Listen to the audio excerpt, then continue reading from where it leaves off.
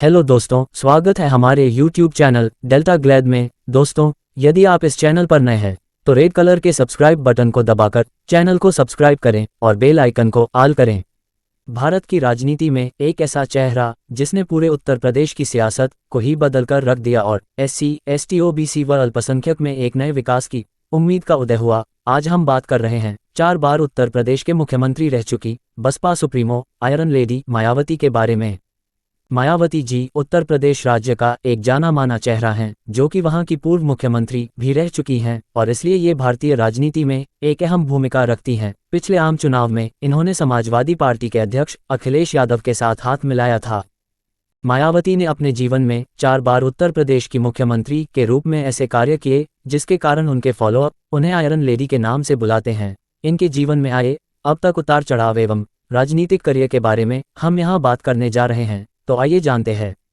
मायावती का जन्म 15 जनवरी 1956 में एक हिंदू दलित परिवार में दिल्ली में हुआ था, लेकिन इनके पिता प्रभु दास उत्तर प्रदेश के गौतम बुद्ध नगर बादलपुर में एक पोस्ट ऑफिस में कर्मचारी थे, जिसके कारण मायावती का परिवार उत्तर प्रदेश में रहता था। इनकी माता एक गृहिणी महिला थी एवं मायावती के भाई आनंद कुमार भी एक राजनेता हैं। मायावती ने विवाह नहीं किया और वे अपने अब तक के जीवन में बिल्कुल अकेली रही हैं। मायावती ने अपना ग्रेजुएशन यानी BA की पढ़ाई सन 1975 में दिल्ली के Kalindi women college Delhi university से पूरी की। फिर सन 1976 में उन्होंने B.Ed उत्तर प्रदेश के गाजियाबाद के VMLG कॉलेज से किया। इसके बाद इन्होंने LLB की पढ़ाई के लिए फिर से दिल्ली यूनिवर्सिटी में दाखिला ले लिया और इस तरह से मायावती ने अपनी पढ़ाई पूरी की।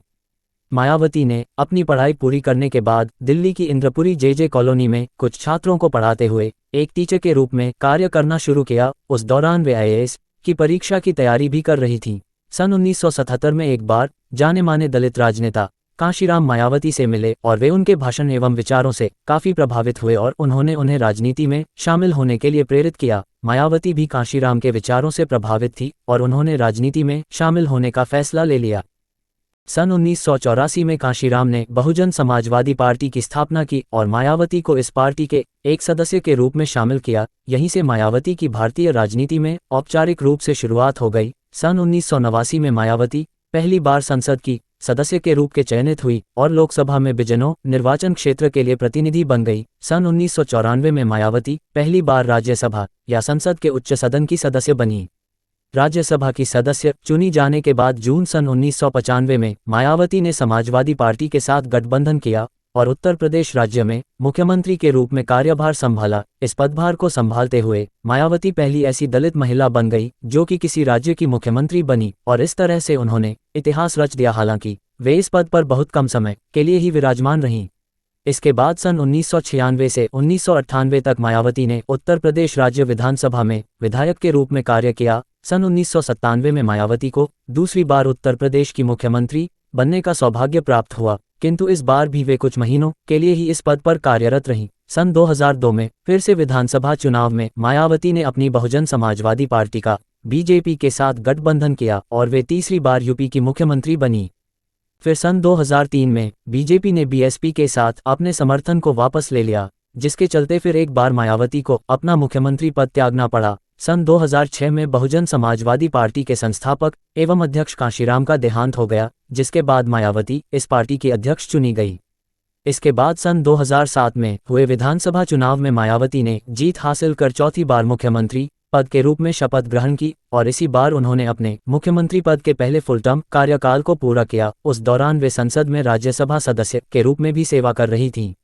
मायावती जी कई विवादों से आए दिन घिरी रहती थी। सन 2002 में केंद्रीय जांच ब्यूरो ने ताज हेरिटेज कॉरिडोर से संबंधित प्रोजेक्ट में वित्तीय अनियमितताओं के शक के आधार पर कुछ अन्य लोगों के साथ मायावती के घर पर भी छापा मारा था।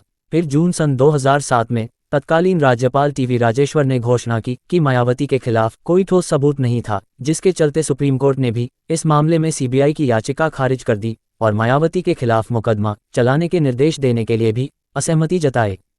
डिस्प्रोपोर्शनेट संपत्ति का केस CBI ने मायावती के खिलाफ आय के औपचारिक स्रोतों के साथ आय से अधिक संपत्ति रखने के आरोप में मामला दर्ज किया। इस पर मायावती का कहना था कि यह उनकी आय का हिस्सा नहीं है, बल्कि उनके समर्थकों का प्यार है जो उन्हें गिफ्ट्स देते रहते हैं। फिर सन 2011 को केंद्र सरकार ने मायावती के खिलाफ दायर अपील को खारिज कर दिया। इसके बाद सन 2012 में इस मामले को रद्द कर दिया गया। किंतु इसके 1 साल बाद तक सीबीआई इसकी जांच करती रही। थोड़ी सी बाद यह केस बंद हुआ। मायावती जी की अब तक कई मामलों में आलोचनाएं की जा चुकी हैं। जैसे एक बार मायावती ने अपने मुख्यमंत्री के कार्यकाल के दौरान बौद्ध, हिंदू धर्म एवं दलितों की कई प्रतिमाएं स्थापित कराई, जिसमें वे खुद भी शामिल थी। करदाताओं का पैसा बर्बाद करने के लिए इनकी काफ़ी आलोचना हुई। इसके अलावा वर्ल्ड बैंक फंड की अव्यवस्था के लिए भी वे आलोचनाओं का शिकार हुई। एक बार उन्हें विकीलीक्स के आरोप का भी सामना करना पड़ा था। हाल ही में यानी मार्च 2019 में भारत की सुप्रीम कोर्ट ने मायावती से हाथी की मूर्ति और साथ ही खुद की मूर्ति पर खर्च होने वाले पैसे का स्पष्टीकरण भी मांगा था। 2019 आम चुनाव में अप्रैल 2019 में भारत के चुनाव आयोग ने आचार संहिता का उल्लंघन करने के लिए बहुजन समाजवादी पार्टी की प्रमुख सुश्री मायावती पर 48 घंटे का प्रतिबंध लगा दिया था। दरअसल आयोग को यह पता चला था कि मायावती चुनाव के दौरान धर्म के आधार पर वोट की अपील कर रही थीं।